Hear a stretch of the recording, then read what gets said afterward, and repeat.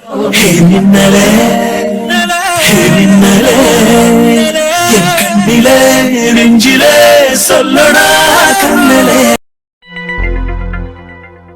சேட்டா இன்னைக்கு இப்ப கல்யாணம் வேண்டாம் சேட்டா. என்ன ஐஷுமா, இதை பத்தி தானே நேற்று உங்ககிட்ட அவ்வளோ நேரம் பேசினேன். இப்போ இன்னும் கொஞ்ச நேரத்துல உன்னை பொண்ணு பார்க்க வந்துருவாங்க. இப்போ வந்து கல்யாணம் வேணான்னு சொல்ற? சேட்டா நான் ஆரம்பத்துல இருந்து எனக்கு இப்ப கல்யாணம் வேண்டான்னு தானே சொல்லிட்டு இருக்கேன். நீங்க தான் யாருமே கேட்கவே மாட்டேங்கிறீங்க. ஐஷு, அதுக்கு நாளைக்கே எல்லாம் ஒன்று உனக்கு கல்யாணம் பண்ணி வைக்க போறது இல்ல. நீ என்கிட்ட என்ன கேட்ட? எனக்கு 2 வருஷம் பிஜி படிக்கணும், படிச்சு முடிச்சுட்டு கல்யாணம் பண்ணிக்கிறேன்னு சொன்னேன்.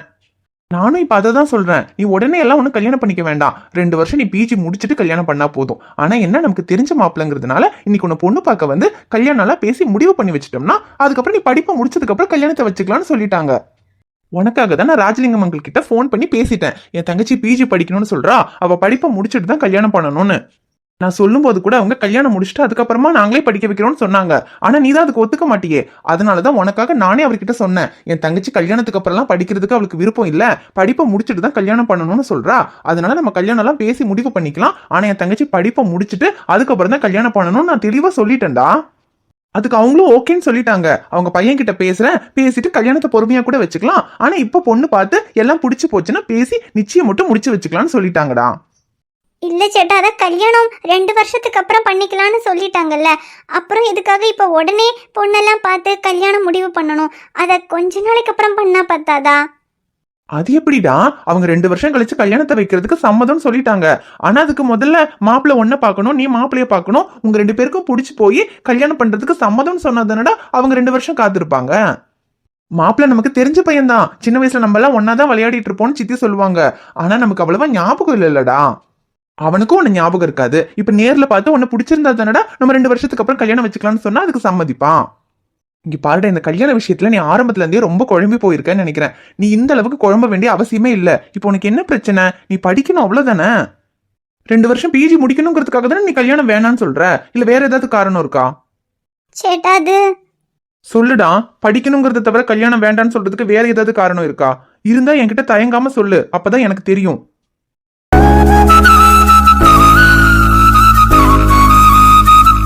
என்னன்னு சொல்றது?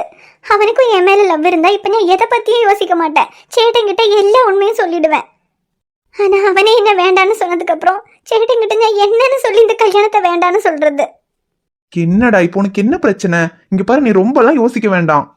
மாப்பிள்ளையோட குடும்பம் நமக்கு நல்லா தெரிஞ்ச குடும்பம். மாப்பிள்ளை பெரிய டாக்டர், ஹாஸ்பிட்டல் வச்சிருக்காரு. யாரு என்னன்னே தெரியாத வீட்டுக்கு கல்யாணம் பண்ணி போறோங்கிற டென்ஷனே உனக்கு வேண்டாம். நமக்கு நல்லா தெரிஞ்சவங்கடா, அவங்களுக்கும் உன்னை நல்லா தெரியும். அப்புறம் மாப்பிள்ளை டாக்டர், அதுவும் இல்லாம வீட்டுக்கு ஒரே பையன். இனிப்ப அவங்க உன்னை நல்லா பாத்துக்குவாங்களா, நீ அங்க போனா சந்தோஷமா இருப்பியாங்கிற டவுட்டே எங்களுக்கு வேண்டாம். ஏன்னா அவன் ஒரே பையங்கிறதுனால நீ தான் அந்த வீட்டுக்கு ராணி மாதிரி உன்னை பாத்துப்பாங்க. இப்படி எல்லா விதத்திலயுமே பொருத்தமான ஒரு சம்மந்தம் கிடைக்கிறது ரொம்ப கஷ்டம்டா. அது நமக்கு கிடைச்சிருக்கு. இன்னும் உனக்கு என்ன வேணும்? எந்த அன்பு இன்னும் இவ புராணம் தீரலையா?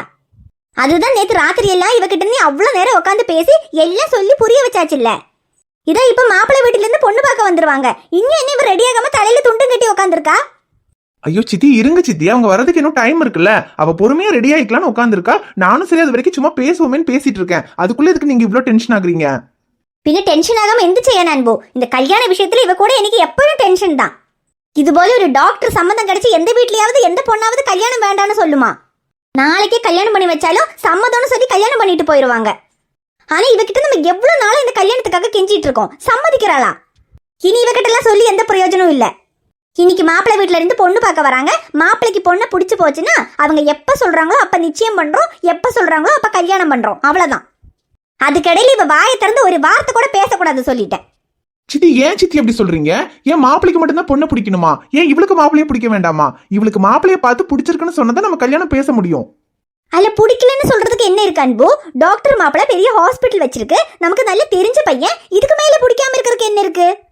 இனிப்ப மாப்பிள்ளை பாக்குறதுக்கு நல்லா இல்ல, கருப்பா இருக்கு, உயரம் இல்ல, அப்படி ஏதாவது காரணத்தை சொல்லி இவ மாப்பிள்ளை வேண்டான்னு சொன்னா அப்புறம் இவ்வளவு மாதிரி ஒரு முட்டாள் யாரும் இருக்க முடியாது. இந்த காலத்துல அழக வச்சுக்கிட்டு ஒண்ணும் பண்ண முடியாது. வசதி இருந்தா மட்டும்தான் நல்ல சந்தோஷமா வாழ முடியும். மாப்பிள்ளை பாக்குறதுக்கு எப்படி இருந்தாலும் பரவாயில்ல, மாப்பிள்ளைக்கு இவ்வளவு பிடிச்சிருந்தா மட்டும் போதும். இந்த கல்யாணம் கண்டிப்பா நடக்கும், அவ்வளவுதான் சொல்லிட்டேன். ஐயோ சரி சித்தி, அத முதல்ல அவங்க பொண்ணு பார்த்துட்டு போட்டோம், அதுக்கப்புறம் பேசி முடிவு பண்ணிக்கலாம். சரி அன்பு, அவங்க இப்ப வந்துரும் இல்ல, இவ்வளவு சீக்கிரமா ரெடி ஆக சொல்லு. இனியும் பாரு, குளிச்சுட்டு தலை கூட துவட்டாம உட்காந்துருக்கா.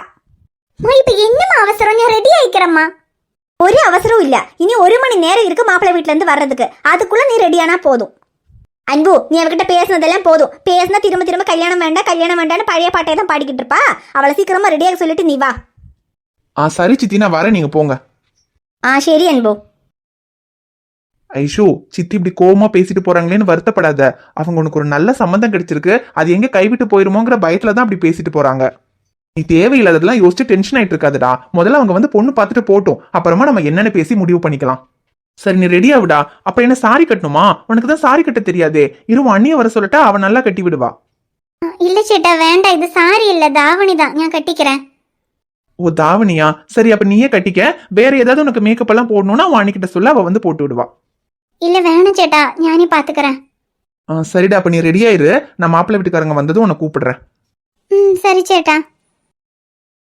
நீ சொன்னதுனால தான் நான் தாவணி வாங்கினேன்.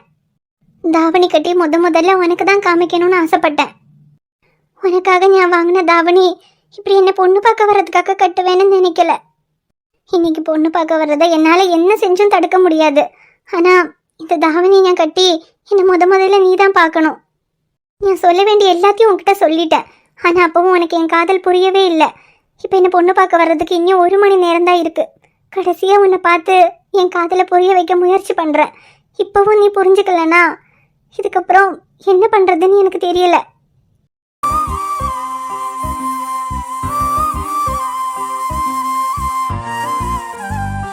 சின்னவனே, இன்னைக்கு நீ வேலைக்கு போலியாலே?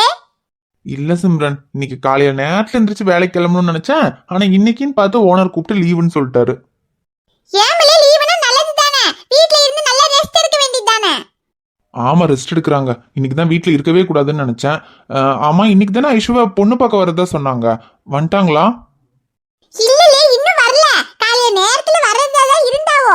அப்புறம் மாப்பிள்ளை தான் என்னமோ பெரிய டாக்டர் ஆமாவில்ல, அவருக்கு திடீர்னு ஆஸ்பத்திரியில ஏதோ வேலை வந்துட்டான். அதனால இத முடிச்சிட்டு இன்னொரு 1 மணி நேரத்துல வந்துருவாங்கன்னு சொன்னாங்க. சரி சரி, வரட்டும் வரட்டும். ஆமா, என்ன மாப்பிள்ளை வீட்டுக்காரங்க வந்தாதான் ரூம்ல இருந்து வெளியே வருவாளா? 2 நாளா ரூம்ல இருந்து வெளியவே காணோம். ஐயோ, அது ஒண்ணும் இல்லலே. 2 நாளா பாவம் ஐசரனுக்கு ஒரே தலைவலி. அதான் ரூமை விட்டே வெளியே வரல. தலைவலினா என்ன 2 நாள் தொடர்ந்து தலை வலிச்சுக்கிட்டேவா இருக்கும்? கொஞ்ச நேரம் கூட என்ன சரியா போயிருந்திருக்காதா? ஒரு கொஞ்ச நேரம் வெளியே வந்திருந்தா என்ன ஆயிருப்பா? ஏமலே, அவ வெளியே வராம ரூமுக்குள்ள கிடக்கா. அதனால உனக்கு என்னலே? எனக்கு ஒண்ணும் இல்ல. 2 நாளா அவளை ஆளையே காணமே, அதான் சும்மா கேட்டேன். ஐயோ, அதான் சொன்னமில்லே, அந்த பிள்ளைக்கு 2 நாளா ஒரே தலைவலிலே. அதான் ரூம் விட்டு கூட வெளியே வரல. இல்லைன்னா எப்பவுமே சாயந்தரம் 7:30 மணி ஆச்சுன்னா நானும் ஐசுகனும் சேர்ந்து தான் 3 முடிச்சு சீரியல் பார்ப்போம். சீரியல் பார்க்கறதுக்கு கூட 2 நாளா அந்த பிள்ளை வெளியே வரலனா அப்ப எம்பிட்டு தலைவலி இருந்திருக்கும் பாத்துக்க. சிம்ரன், இப்ப அவ சீரியல் பார்க்க வராததுதான் உனக்கு பெரிய பிரச்சனையா? இல்லையா பின்ன? ஏன் அதை விட உனக்கு ஏதாவது பெரிய பிரச்சனை இருக்காக்கு? எனக்கு என்ன பிரச்சனை? எனக்கெல்லாம் எந்த பிரச்சனையும் இல்லையே. அப்படி என்னலே பொரியல மாட்டன எலியாட்ட முடிச்சிட்டு கிடக்க? நான் என்னத்துக்கு முழிக்கிறேன்? நாளா ஒண்ணும் முழிக்கலையே. சரி சரி, அப்புறம் என்னத்துக்கு இங்க நிக்கிற? அங்க இப்ப மாப்பிள்ளை வீட்டுக்காரங்க ஐசகண்ண பொண்ணு பார்க்க வந்துருவாவோ. வாங்க போய் பாப்போம் மாப்பிள்ளை எப்படி இருக்காருன்னு. மாப்பிள்ளை எப்படி இருந்தா எனக்கு என்ன? நான் என்னத்துக்கு வந்து பார்க்கணும்? கட்டிக்க போறவ அவ தானே, அவ பார்த்தா பத்தாது. போதும் போதும், ஐசகண்ண பார்த்தா போதும். நீ எல்லாம் பார்க்கணும்னு ஒண்ணும் அவசியம் கிடையாது. நீ இங்கே நில்லு, நாங்க போய் மாப்பிள்ளை வந்துட்டாரு. மாப்பிள்ளை எப்படி இருக்காருன்னு நான் போய் பாக்கேன். போய் பாரு. மாப்பிள்ளை மாப்பிள்ளைன்னு எல்லாரும் ஓவரா பில்டப் போட்டுட்டு இருக்கீங்கல்ல, அப்படியே எம்ஜிஆர் மாதிரி தகதகான்னு மின்னுவாரு. போய் பாரு போ. எலி, அந்த மாப்பிள்ளை தகதகன்னு மின்னுனா என்ன, தகதமாட்ட மின்னுனா உனக்கு என்னலே? நீங்களே இந்த மாப்பிள்ளைய பத்தி பேசினாலே இம்புட்டு டென்ஷன் ஆவற.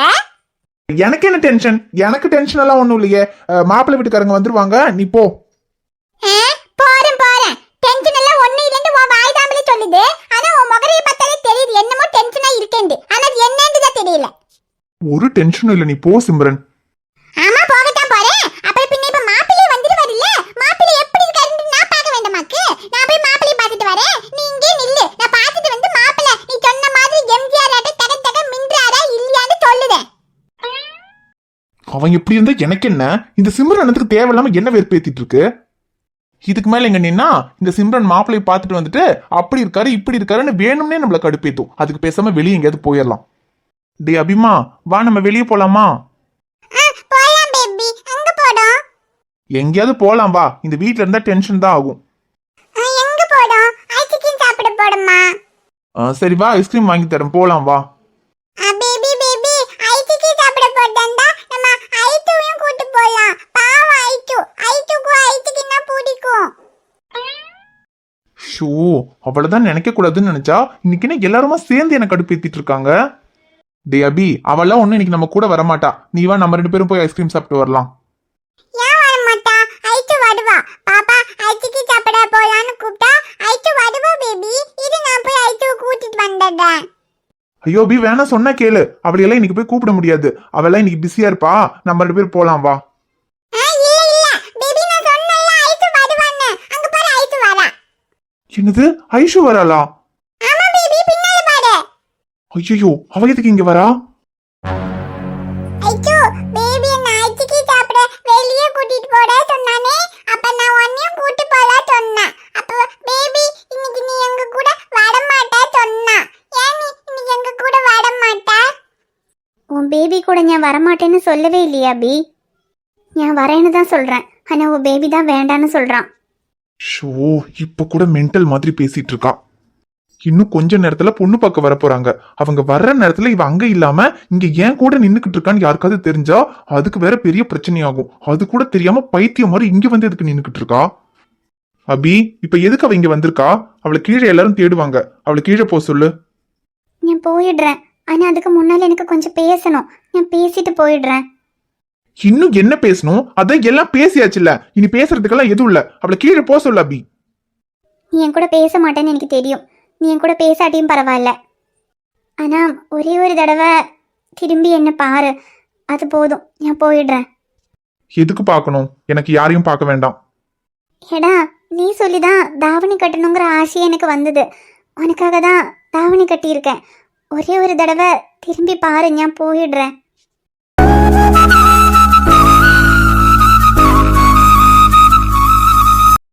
உன்னை யாரு எனக்காக தாவணி கட்ட சொன்னா? நீ தாவணி கட்டியிருக்கிறத நான் எதுக்கு பார்க்கணும்? அதான் இன்னைக்கு உன்னை பாக்குறதுக்கு ஒருத்தன் வரானே, அவன் வந்து பாப்பான். கீழே போய் நில்லு. ஏடா, நான் கடைசியா கேக்குறேன். இதுக்கப்புறம் இதை பத்தி உன்கிட்ட பேசவே மாட்டேன். நம்ம 2 பேரும் லவ் பண்ணா வீட்டில் பெரிய ப்ராப்ளம் வரும். என் சேட்டனுக்கு அம்மா அப்பாவுக்கு உன்னை பிடிக்காது. நீ படிக்கல, உனக்கு வேலை இல்லை, அதனால நமக்கு கல்யாணம் பண்ணி வைக்க மாட்டாங்க. இது எல்லாம் சரிதான். ஆனா இத்தனை நாள் என் கூட பழகுனதுல உனக்கு என் மேல ஒரு செகண்ட் கூட காதல் வரல. நீ என்னை ஏத்துக்க மாட்டேன்னு எனக்கு தெரியும். ஏத்துக்கவும் வேண்டாம். ஆனா உனக்குள்ள ஒரு செகண்டாவது என் மேல காதல் வந்துச்சா இல்லையான்னு மட்டும்தான் எனக்கு தெரியணும். சொல்லுடா, ஒரு செகண்ட் கூட என் மேல காதல் வரலையா? வரல. எனக்கு உன் மேல காதல் இல்லைன்னு தானே நான் அப்பத்துல இருந்தே சொல்லிக்கிட்டு இருக்கேன். அது ஏன் உனக்கு புரியவே மாட்டீங்கதா? நான் உன்கிட்ட ஒரே ஒரு விஷயத்த தான் கெஞ்சி கேட்டுக்கிட்டேன். நீ என்ன லவ் பண்றேன்னு சொல்லி இந்த வீட்டுல தேவையில்லாத பிரச்சனை எதுவும் பண்ணிராதன்னு. இன்னும் கொஞ்ச நேரத்துல உன்னை பொண்ணு பார்க்க வர போறாங்க. இந்த நேரத்துல இங்க நீ ஏன் கூட நின்னு பேசிக்கிட்டு இருக்கிறது யாராவது பார்த்தாங்கன்னா வீட்டுல பெரிய பிரச்சனை ஆயிடும். தெரியும்ல? ஒழுங்கா கீழே போ. போயிடுறேன்டா. நீ என்ன லவ் பண்ணலன்னா கூட பரவாயில்ல. ஆனா நான் உனக்காக தான் தாவணி கட்டினேன். நான் முதல்ல தாவணி கட்டியிருக்கேன். அதை உன்கிட்ட தான் காமிக்கணும்னு ஆசைப்பட்டேன். ஒரே ஒரு தடவை திரும்பி என்ன பாரு, அது போதும். நான் போயிடுறேன். ஏய், அதான் எனக்கு உன்னை பார்க்க வேணாம்னு சொல்றல்ல. சொல்ல சொல்ல புரிஞ்சுக்காம டார்ச்சர் பண்ணிக்கிட்டு இருக்க. இதனால தாண்டி எனக்கு உன்னை பிடிக்கல. என்ன மன்னிச்சிடுடா. இதுக்கப்புறம் நான் உன்னை டார்ச்சர் பண்ண மாட்டேன். என்னை பார்க்க மாட்டேன்னு சொல்லிட்டல்ல. இதுக்கப்புறம் நீயே நினைச்சாலும் என்ன பார்க்க முடியாது. நான் உன் முன்னாலேயே வரமாட்டேன். ஐயோ அல்லாத, ஐஸ்கிரீம் சாப்பிட போலாம். நீ என்ன லவ் பண்ண வேண்டாம், என்னை பார்க்க வேண்டாம், என்கிட்ட பேச வேண்டாம். இனி நானும் உன்னை டிஸ்டர்ப் பண்ண மாட்டேன். ஆனா உன்கிட்ட சேர வேண்டிய ஒன்று என்கிட்ட இருக்கு. அதை உன்கிட்ட கொடுக்கணும். என்கிட்ட சேர வேண்டியதா? என்னவா இருக்கும்? அதை வாங்கறதுக்காக கூட நீ என்ன பார்க்க மாட்டேன்னு எனக்கு தெரியும். ஆனா அது என்கிட்ட இருந்தா என்னால உன்னை மறக்கவே முடியாது. அதை உன்கிட்ட கொடுத்துட்டா கூட என்னால உன்னை மறக்க முடியுமான்னு தெரியல. இருந்தாலும் முயற்சி பண்றேன். இன்னைக்கு ராத்திரி 10 மணிக்கு மொட்டை மாடியில அதை நான் கொண்டு வந்து வைக்கிறேன். யாராவது பார்க்கறதுக்குள்ள அதை எடுத்துக்கோ. நான் போறேன். இனி உன் முன்னால வரவே மாட்டேன். சிக்கிக்கொண்டு சிக்கிக்கொண்டு தவிக்கும் ஒரு இதயம் வெட்டிக்கொண்டு வெட்டிக்கொண்டு தவிக்கும் ஒரு இதயம் காதல் என்னும் குடும்பம் கதறி அழகிறதே உறவ நினைச்சு உழவி போராடுதே